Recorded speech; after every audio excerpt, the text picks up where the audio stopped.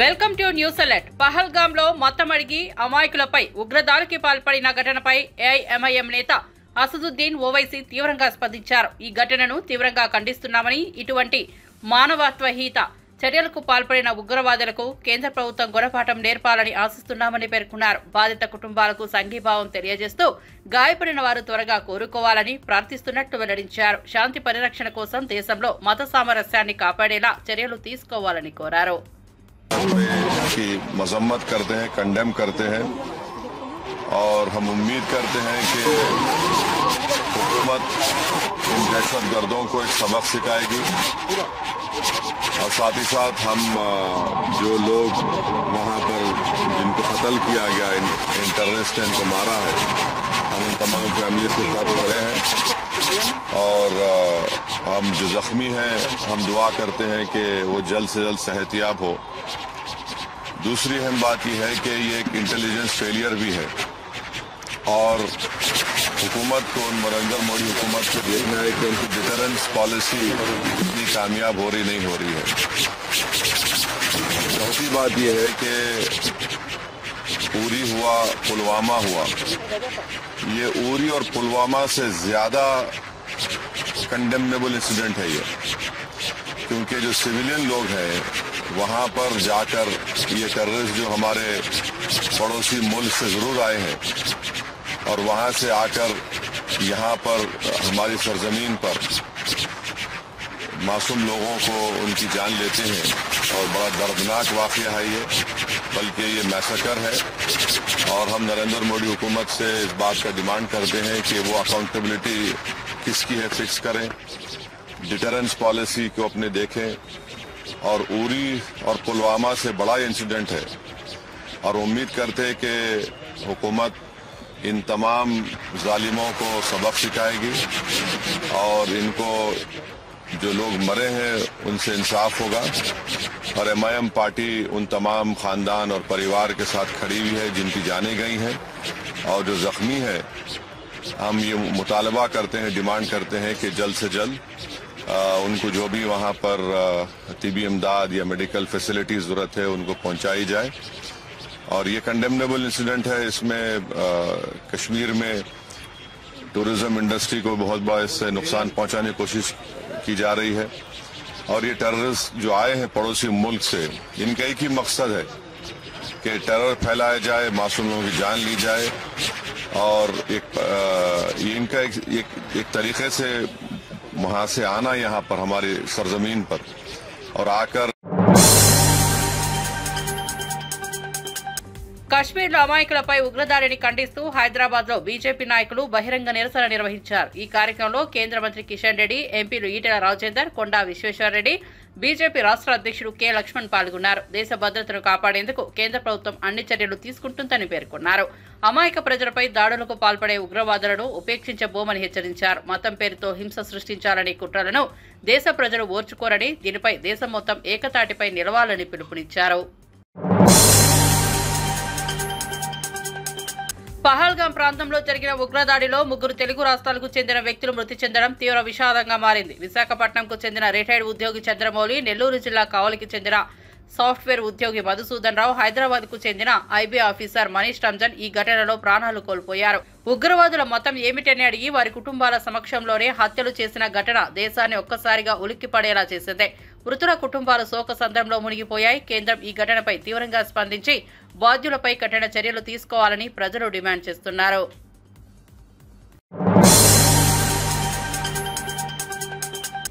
లగచర్లలో రైతులను పోలీసులు చిత్రహింసలకు గురిచేసి దారుణంగా కొట్టారని నేషనల్ హ్యూమన్ రైట్స్ కమిషన్ నివేదికలో వెల్లడి. ఈ అమానుష చర్యలకు బాధ్యుడు ముఖ్యమంత్రి రేవంత్ రెడ్డి అని బీఆర్ఎస్ వర్కింగ్ ప్రెసిడెంట్ కేటీఆర్ విమర్శించారు. సొంత నియోజకవర్గంలోని రైతులను ఈ స్థాయిలో కొట్టించడం చూస్తే రేవంత్ రెడ్డికి సిగ్గు గౌరవమూ లేదు. నిజంగా ఇజ్జత్తుంటే ఇప్పటికీ రాజీనామా చేసేవాడని వ్యాఖ్యానించారు.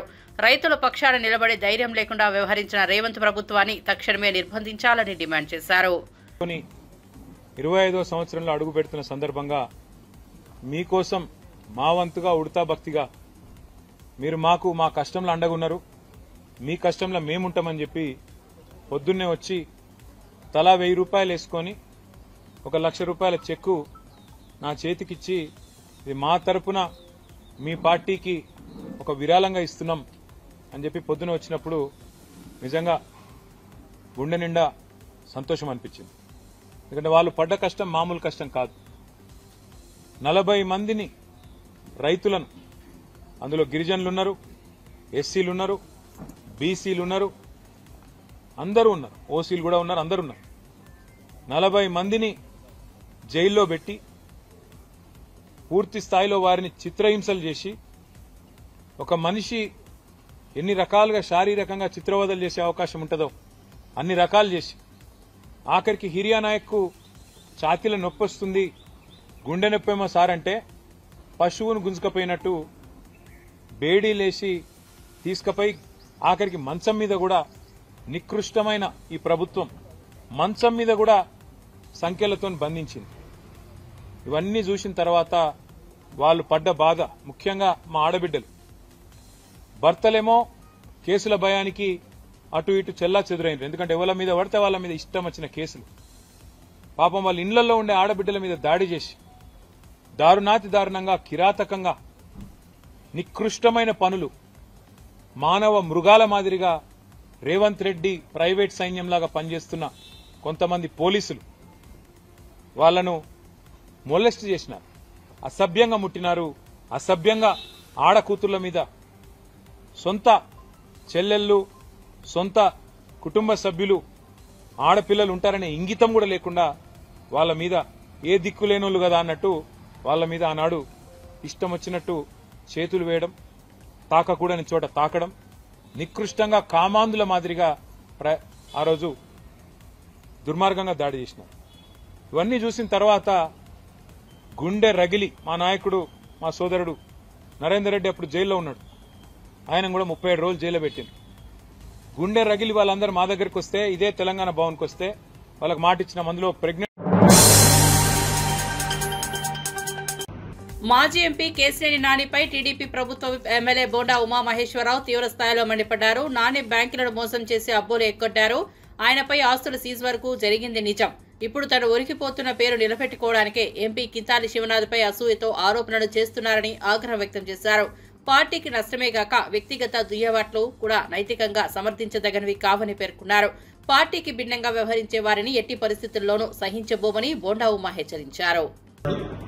లేని సంబంధాలు చిన్నీకి కంపెనీకి అంటగడతారు. ఇవాళ ఎక్కడో అమెరికాలో ఉన్నటువంటి వ్యక్తులు ఒక కంపెనీ పెడతాం కోసం ప్రభుత్వాన్ని అప్రోచ్ అయ్యి, ప్రభుత్వం నిబంధనల మేరకు కేటాయిస్తే భూముల్ని, దాన్ని విజయవాడ పార్లమెంట్ సభ్యుడు కేశినేని శివనాథ్ చిందీకి అంటగట్టినటువంటి మూర్ఖుడు కేశినేని నాని. ఎందుకంటే విజయవాడలో ఇతను కబ్జాలు చేసి, ఇతను సొంత పాత బస్టాండ్ ఎదురుగుండా సొంత ఆఫీసు పక్కన సుబ్బారావు సైట్ కబ్జా చేశాడు. అవతల పక్కన సొంత సామాజిక వర్గం సైట్ని కబ్జా చేయకపోతే వాళ్ళు తిరగబడ్డారు. నిడమానూరులో ఈ ఇంటి పక్కన స్థలం, దాన్ని కబ్జా చేయకపోతే అమెరికా నుంచి వాళ్ళు వచ్చి సొంత బంధువులైండి వాళ్ళు తిరగబడ్డారు. ఇవాళ విజయవాడ నగరంలో ఇతనుకున్న ప్రతి ఆస్తి బ్యాంకుల్లో, అప్పుల్లో సీజ్ అయిపోయి ఉంది. జేడ్ హోటల్స్ కానీ, ఆ హోటల్స్ బ్యాంకు అప్పు ఎగ్గొడటానికి అగ్రిమెంట్లు మార్చి, లీజ్ అగ్రిమెంట్లు పుట్టించి కనబడకుండా తిరుగుతున్నటువంటి వ్యక్తి కేశినేని నాని. ఇవాళ ఎక్కడ కనబడితే అక్కడ చొక్కా పట్టుకొని నిలదీయడానికి బ్యాంకులు రెడీగా ఉన్నాయి. ఒకేపు Shriram chit funds, Shriram finance, ఒకవైపు ఎంప్లాయీస్ కి జీతాలకు ఆ కేసులు పెండింగ్ ఉన్నాయి. ఆఖరికి సొంత కార్లు ఫైనాన్స్ లో ఉండి దాచుకొని తిరుగుతున్నాడు. ఇది కాకుండా దొంగ నెంబరు పెట్టి శ్రీరామ్ ఫైనాన్స్ బస్సులను అమ్మేసినట్లు ఇతను కోసం ఆళ్ళు తిరుగుతూ ఉన్నారు. ఇన్ని రకాలుగా బ్యాంకుల్ని, ఫైనాన్స్ ఇన్స్టిట్యూషన్స్ ని, అలాగే కబ్జాల్లో పక్క స్థలం వాళ్ళని, సొంత బంధువుల్ని, సొంత సామాజిక వర్గాల్ని ఎందరిని విజయవాడలో మోసం చేసి కనపడకుండా హైదరాబాద్ లో దాక్కున్నటువంటి కేశినేని నాని ఇవాళ తాజాగా సోషల్ మీడియాలో వైరల్ అయిన ఆరోపణలపై జ్ఞాపిక ప్రొడక్షన్ సంస్థ స్పందించింది. సంస్థపై బహిరంగంగా వచ్చిన విమర్శలు, ఆరోపణలు అనవసరమని ఒక ప్రత్యేక వీడియో ద్వారా క్లారిటీ ఇచ్చారు. తమ సంస్థ ఎప్పుడు న్యాయ పద్ధతుల్లోనే పారదర్శకంగా వ్యవహరిస్తుందని స్పష్టం చేశారు. జ్ఞాపిక ప్రొడక్షన్స్ నిత్యం కలకాలం గుర్తుండిపోయే నాణ్యమైన కంటెంట్ అందించేందుకే పనిచేస్తోందని, క్షుద్ర ఆరోపణలతో తమను టార్గెట్ చేయడం బాధాకరమని పేర్కొన్నారు. దాంట్లో నాకు సాంగ్ సెలెక్షన్లోనే బయాస్ చేశారు. వాళ్ళ ఫేవరెట్ కంటెస్టెంట్లకి ఒక సాంగ్స్ ఇచ్చేవాళ్ళు, నాకు నచ్చని పాటలు, నేను పాడలేని పాటలు అనుకున్నవి చూసి ఇస్తారు అని ఇలా మాట్లాడారు. బట్ సాంగ్ సెలెక్షన్ ఎలా ఉంటుంది అంటే చెప్తాను. మా ETV creative team and Gnapika creative team అంటే అనిల్ గారు అండ్ టీం అందరూ కలిసి వాళ్ళు ఒక 4 జోనర్స్ సెలెక్ట్ చేస్తారు ఎవ్రీ షెడ్యూల్. ఆ 4 జోనర్స్ని మనం కంటెస్టెంట్స్ పిల్లలందరికీ పంపిస్తాము. వాళ్ళందరినీ ఆ జోనర్స్లో మన ఛానల్కి ఉన్న రైట్స్ని, ఏ ఆడియో రైట్స్ మనకైతే ఉన్నాయో వాటిలోంచి సెలెక్ట్ చేసి పాటలు ఇమ్మని చెప్తాం, మేము ఇవ్వము. వాళ్ళు ఒక్కొక్క కంటెస్టెంట్ మనకి 6 సాంగ్స్ ఇస్తారనమాట. ఆ 6 సాంగ్స్లోంచి ఇప్పుడు ఒకళ్ళు ఒక స్టైల్ ఆఫ్ సాంగ్ పాడితే రెండో కంటెస్టెంట్కి ఆ స్టైల్ లేకుండా చూస్తాం. అది వాళ్ళు సెలెక్ట్ చేసి పంపించిన 6 పాటల్లోంచి మాత్రమే తీసుకోవటం జరుగుతుంది. సో ఇది ఒక క్లారిటీ. ఈ 6 పాటల్లోంచి మేము ఇచ్చిన పాటని వాళ్ళు ప్రిపేర్ అయ్యి వాళ్ళు రిహార్సల్స్కి వచ్చి అక్కడి నుంచి నోటేషన్లు అన్నీ జరిగిన తర్వాత వాళ్ళు మేము రెడీ అన్న తర్వాత మా షూట్ డేట్ని మేము అనౌన్స్ చేసి షూట్ చేయడం జరుగుతుంది. ఇది సాంగ్ సెలెక్షన్ ప్రాసెస్ అండి. ఇందులో మేము ఎవరికి ఏమి బయాస్ చేసి ఇచ్చే ఛాన్స్ లేదని మీ అందరికీ అర్థమైంది కదా. అంటే పిల్లలు పంపించిన పాటల్లోంచి సెలెక్ట్ చేసి వాళ్ళ పాటని మేము ప్రజెంట్ చేయటం, వాళ్ళు ప్రిపేర్ అయిన పాటని ఫస్ట్ ఆఫ్ ఆల్ రిహార్సల్స్ కూడా ఈటీవీ చాలా స్పెండ్ చేసి వాళ్ళకు ఒక 2 days ముందు మొత్తం ఎక్విప్మెంట్ అరేంజ్ చేసి వాళ్ళ సెలెక్షన్ వాళ్ళు వచ్చి అక్కడ ప్రాక్టీస్ చేసుకొని ఆఫ్టర్ దట్ ఆ పాట షూట్ రోజు పాడేలాగా మనం అరేంజ్ చేయడం జరుగుతుంది. సో ఇంత దాంట్లో జరిగే ప్రాసెస్ని చాలా సింపుల్గా పాట సెలెక్షన్లో బయాస్ జరిగింది అని చెప్పి ప్రవస్తి గారు అన్నారు. సో ఇది క్లారిటీ అండి.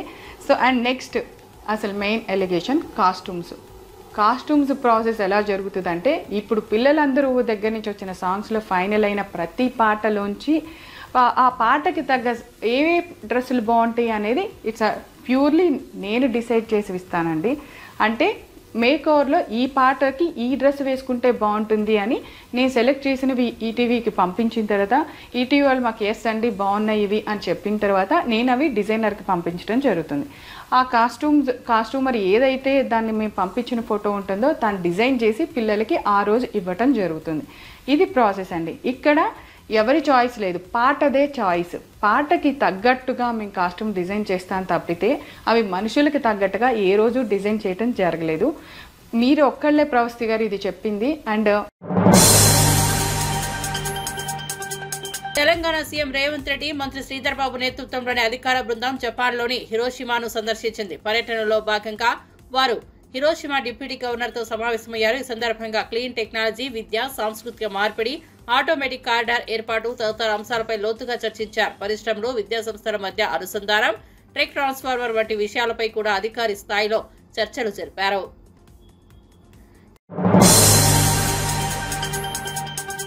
టీపీసీసీ అధ్యక్షుడు మహేష్ కుమార్ గౌడ్ కీలక వ్యాఖ్యలు చేశారు. గత ప్రభుత్వ హయాంలో రాష్ట్రాన్ని తీవ్రంగా అప్పుల పాలు చేశారన్న కారణంతోనే ప్రజలు కాంగ్రెస్ పార్టీకి అధికారం అప్పగించారని గుర్తు చేశారు. బీఆర్ఎస్ పార్టీలో నేతలు ప్రతిపక్ష హోదాలో ఉన్నప్పటికీ ప్రజల కోసం పోరాడకుండా కేసీఆర్ ఫామ్ హౌస్ కే పరిమితమయ్యారని మండిపడ్డారు. కాంగ్రెస్ గెలవకూడదనే ఉద్దేశంతోనే బీజేపీతో బీఆర్ఎస్ గా వ్యవహరించిందని ఆరోపించారు. అయితే బీఆర్ఎస్ మళ్లీ తెలంగాణ రాజకీయాల్లో లేచే పరిస్థితి లేదని స్పష్టం చేశారు. తమ పాలన ప్రజల మద్దతుతో మళ్లీ గెలుస్తామని ధీమా వ్యక్తం చేశారు. నిజాం సాగర్ దాదాపు 17 టీఎంసీలు కుదించుకుపోవడం జరిగింది. మళ్ళీ కాంగ్రెస్ ప్రభుత్వమే 1970లో ఆయకట్టు హైట్ ని పెంచి 2 మీటర్లు ఆయకట్టు హైట్ పెంచి దాదాపు 12 నుంచి 17 టీఎంసీలు నీటి నిల్వ కోసం ఖర్చు చేయడం జరిగింది. నేను నిన్న పెద్దలందరూ విజ్ఞప్తి చేశాను. నిజాం సాగర్ ప్రాజెక్టులో కానీ శ్రీరామ్ సాగర్ ప్రాజెక్టులో కానీ ఉన్న సిల్ట్ని సెడిమెంటేషన్ తీసేస్తే నిజాం సాగర్ కూడా దాదాపు 1.5 ఎకరాలు అదనంగా ఆయకొట్టచ్చే అవకాశం ఉంది. శ్రీరామ్ సాగర్ ప్రాజెక్టు 2.5 లక్షల పైచులకు ఎక్కువగా పారించే అవకాశం ఉంది. ఆ దశగా రాష్ట్ర ప్రభుత్వం ప్రయత్నం చేస్తారని చెప్తా ఉన్నాం. రైతే దేవుడు, రైతు చల్లగా ఉంటే మనం సంక్షేమంగా ఉంటామని నమ్మే ప్రభుత్వం మాది. ఇలా బీఆర్ఎస్ నాయకులు రైతులకు ఏదో మేము చేశామని గొప్పలు చెప్పుకుంటున్న తరుణంలో 2-3 ఉదాహరణలు మీకు ఇస్తాను. బీఆర్ఎస్ పార్టీ రైతుల పట్ల చేసిన నిర్వాకం, రైతు కుప్పల మీద, రైతులు వరి కుప్పల మీద వేసి చూసి ప్రాణాలు ఇడిచినట్టు సంఘటనలు ఎన్నో జరిగాయి ఈ రాష్ట్రంలో. ధాన్యం అమ్మకానికి వచ్చి గంజులో దినాల తరబడి వేచి చూసి ప్రాణాలు అడిచిన సంఘటనలు మర్చిపోలే. రైతులకు బేడీలేసిన సంఘటన మర్చిపోలే. రైతుల మీద విచ్చలవిడిగా లాఠీ చార్జ్ చేసిన సంఘటన మర్చిపోలే. అన్నిటికి మించి కేంద్ర ప్రభుత్వం మోడీ గారు రైతు వ్యతిరేక చట్టాలు తెస్తే వారికి పరిపూర్ణ మద్దతు ఇచ్చినట్టు సంఘటన మర్చిపోలే. మనం దేశంలో రైతు వ్యతిరేక చట్టాలు తెచ్చినప్పుడు దానికి ఓటేసిన ఘనత బీఆర్ఎస్ పార్టీది. కాంగ్రెస్ పార్టీ నాయకత్వంలో ఉద్యమాలు చేసి రైతు చట్టాలు వెనక్కి తీసుకునే విధంగా కాంగ్రెస్ పార్టీ ఉద్యమం చేసింది. ఇలా వాళ్ళు రైతుల గురించి మాట్లాడుతూ ఉన్నారు. ఇవాళ సన్న బియ్యం, మేము గౌతమ్ నగర్ లో ఒక దళిత కుటుంబంలో సన్న బియ్యం భోజనం చేసి వస్తా ఉన్నాం. యావత్ దేశం మన వైపు చూస్తున్నటువంటి ఏపీ రాజకీయాల్లో అనూహ్య పరిణామం చోటు చేసుకుంది. విశాఖకు చెందిన వైసీపీ ఎమ్మెల్సీ దువ్వాడ శ్రీనివాస్ ను పార్టీ నుంచి సస్పెండ్ చేస్తూ వైఎస్ జగన్ ఆశ్చర్యకర నిర్ణయం తీసుకున్నారు. అధికారికంగా పార్టీ డిసిప్లినరీ కమిటీ వేటు వేయడం రాజకీయ వర్గాల్లో చర్చనీయాంశమైంది. ముఖ్యంగా టెక్కలిలో పార్టీ ఇన్ఛార్జ్ పేరాడ తిలక్కు మద్దతుగా ఇవ్వకపోవడమే శ్రీనివాస్ పై చర్యలకు దారితీసిందని సమాచారం. అంతేకాక కుటుంబ సమస్యలు, పార్టీలో తీవ్ర అసంతృప్తి కూడా ఈ నిర్ణయానికి దారి తీసినట్లు చెబుతున్నారు. దీంతో టెక్కలిలో వైసీపీకి తీవ్ర దెబ్బ తగిలిందన్న భావన ఏర్పడింది. క్యాడర్ను ఏకతాటిపైకి తీసుకురావడంలో జాప్యం, గ్రూప్ రాజకీయం ఈ వేటకు మూల కారణంగా కనిపిస్తోంది. దీంతో దువ్వాడ డైనమాలో ఉన్నారు. ఇక నుంచి ఆయన రాజకీయ భవిష్యత్ ఏ మలుపు తిరుగుతుందన్నది ఆసక్తికరంగా మారింది.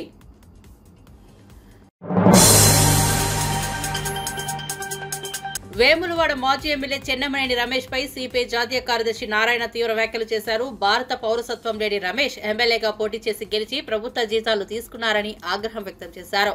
ఇది నైతికంగా, చట్టపరంగా తగదని స్పష్టం చేసిన నారాయణ ఆయన తీసుకున్న మొత్తాన్ని ప్రభుత్వానికి తిరిగి చెల్లించాలని డిమాండ్ చేశారు. పదవిని అడ్డుపెట్టుకుని అనేక వ్యాపారాల్లో లాభాలు పొందిన చెన్నమనేని ప్రజాస్వామ్యాన్ని మోసం చేశారని మండిపడ్డారు. పౌరసత్వ వివాదం మధ్య ప్రజాధనాన్ని దుర్వినియోగం చేయడాన్ని తాము క్షమించబోమని హెచ్చరించారు.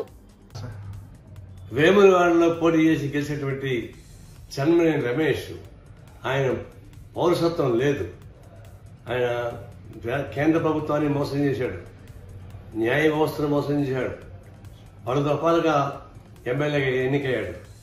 ఎమ్మెల్యేగా ఎన్నికైన తర్వాత అనేక ప్రకారాల లబ్ధి పొందాడు. ప్రభుత్వ వేతనంతో పాటు ఆయన పలుకుబడి ఉపయోగించుకొని కోట్లాది రూపాయల వ్యాపారం చేసుకున్నాడు. చివరికి ఆయన నువ్వు పౌరుడు కాదని చెప్పేసి కోర్టు తేల్చేసింది. అయితే సుప్రీంకోర్టు మొదలుకొని హైకోర్టు దాకా దాదాపుగా 10 ఏళ్లు అటు ఇటు తిప్పించి అటు కేంద్ర ప్రభుత్వాన్ని మోసం చేశాడు, ఇటు న్యాయ వ్యవస్థను మోసం చేశాడు. చివరికి ఆయన పౌరుడు కాడని తేలింది. ఎవరైతే కేసు వేశారో పేరు శ్రీనివాస్, ఆయనకు కోర్టు ఖర్చుల కింద 25 లక్షలు కట్టించమని చెప్పి కోర్టు చెప్పింది. దీన్ని బట్టి కోర్టు ఖర్చుల కోసం ఇప్పించినటువంటి కోర్టే ఇప్పుడు నేను కోరేది ఏంటంటే, ఆయన న్యాయ వ్యవస్థను మోసం చేశాడు, కేంద్ర ప్రభుత్వాన్ని మోసం చేశాడు, ఈ దేశ పౌరుడు కాదు, విదేశీ పౌరుడు. అలాంటి వాడు మోసం చేస్తే అతని దగ్గర నుంచి ఈ ఎమ్మెల్యేగా ఉండగా ఏం అనుభవించాడో, ప్రభుత్వం చేసి ఎంత జీతాలు పొందాడో అది మొత్తం తిరిగి వెనక్కి ఇవ్వాలి. అదే సందర్భంలో ఆయన ఎమ్మెల్యే పదవిని ఉపయోగించుకొని అనేక కోట్ల రూపాయల లావాదేవీలు పొందాడు. ఇవన్నిటికీ ఆయన పనిష్మెంట్గా శిక్ష పడాలి. ఒకటి, ఆర్థికంగా లబ్ధి పొందిన మొత్తం ప్రభుత్వానికి ఇవ్వాలి. 2, మోసం చేసినందుకు చీట్ల కింద అతని కేసు బుక్ చేయని చెప్పేసి మేము కోరుతున్నాం. అవసరమైతే న్యాయస్థానం కూడా మేము ఆశ్రయిస్తాం. ఏపీ ఇంటెలిజెన్స్ మాజీ చీఫ్ పిఎస్ఆర్ ఆంజనేయులను సిఐడి అధికారులు కోర్టులో హాజరుపరిచారు. తొలుత విజయవాడ ప్రభుత్వ ఆసుపత్రిలో ఆయనకు వైద్య పరీక్షలు నిర్వహించారు. అనంతరం ఆయనను న్యాయస్థానానికి తరలించారు. ముంబై నటి జత్వానీపై వేధింపుల కేసులో సిఐడి అధికారులు పిఎస్ఆర్ ఆంజనేయులను మంగళవారం అరెస్టు చేసిన సంగతి తెలిసిందే.